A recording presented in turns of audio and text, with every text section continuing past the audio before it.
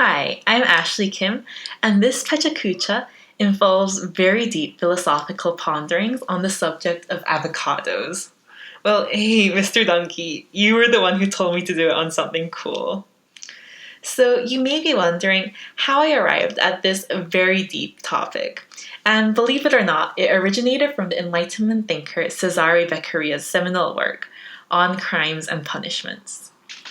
I recently had to write a 30-page paper on it, in which I attempted valiantly to analyze his philosophy of criminal justice and offer my own unique perspective on it. This was a process fraught with a nauseating amount of coffee and more than a few identity crises and metaphysical breakdowns, when I found myself at 3 in the morning Googling, what is justice? And also, what is the difference between morals and ethics? Then moments later, is there a difference between morals and ethics? So anyway, although I do love my Enlightenment philosophers, after a week of wrestling with their essays, I was starting to drive myself crazy. So in a similar vein, I have decided to do my presentation on breaking down the metaphysical existence of an avocado. So, the avocado. It was just last week when my friend looked up, while scrolling through Instagram. How, she asked, did the avocado get so famous? And as I thought about it, I realized I was stumped. I don't think anyone really knows how the avocado came to us. 10 years ago, avocados were like sauerkraut. It was there, but not that many people knew about it. Not that many people knew how to eat it, knew what it was for or what it did. And then suddenly they were just everywhere. I always say I love avocados, but pondering this question made me think, do I really love avocados, or is it just social conditioning? If I were presented with avocados in a cultural vacuum, would I still love avocados? Do I love avocados, or do I just like the image that comes with them? These are the hard-hitting questions in need of answering that keep me up at night. Avocados have unarguably become extremely trendy. They're like Wes Anderson, in that everybody loves them, but there's no stigma attached to loving them anyway. In a society filled with people hipsters who refuse to like something once it becomes too popular, it seems that avocados are the great unifier.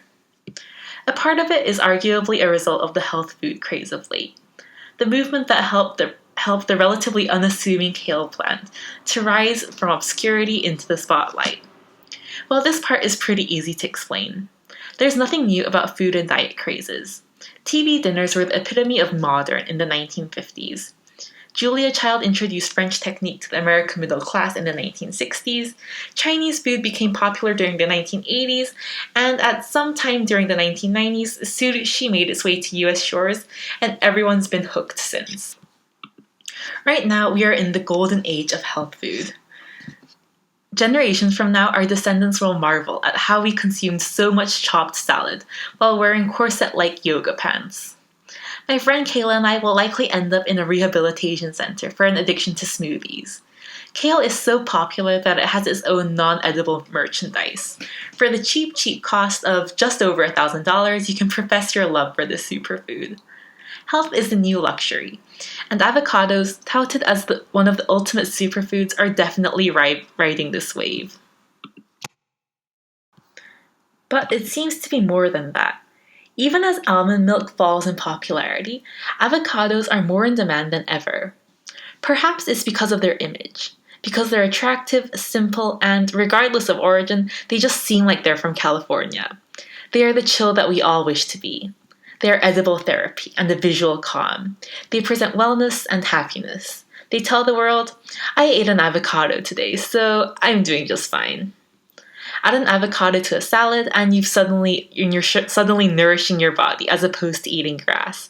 Put a bit in your hair, and your broken split ends are suddenly repaired. Place an avocado on a slice of toast, and you've just created art. And to be honest, they're just so easy. This may be one of the biggest draws of the avocado, as a 21-year-old girl who still has the cooking skills of a toddler. The most complicated machine I can work in the kitchen is the microwave, yet how easy is it to spread a bit of avocado on toast?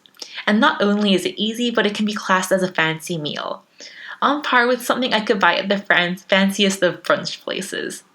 This brings me to my theory that avocados are actually Oprah. The Oprah effect, as you've likely heard, is the documented phenomenon where everything she endorses turns to gold. Oprah's approval can turn a mom and pop coffee shop into a valiant Starbucks competitor.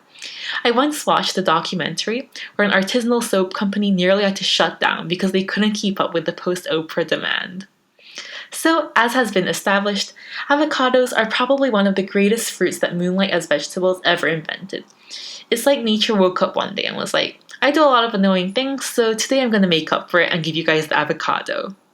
The only caveat with avocados is that you have to be a total produce ninja to know exactly when they're ready to eat. With a banana, you can tell what's happening on the inside thanks to a peel that changes from greenish to yellow to spotted brown.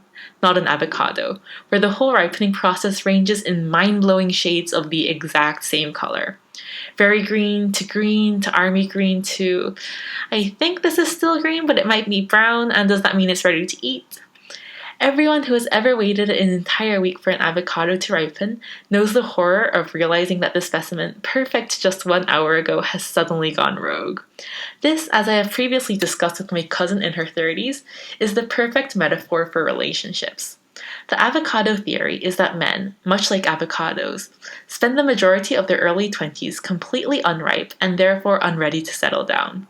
Then, like avocados are known to do, they go rogue in an instant, and are ready not only to date, but want to get married and have babies when all you wanted was some guacamole. In conclusion, avocados. In essence, they are Oprah. The avocado is a mirror of our closest relationships. And if I still haven't convinced you, then here is a photo of arguably one of the greatest people in the world, Meryl Streep, looking amazing on a bed of avocado spread. If this doesn't make my case, I'm not sure what will.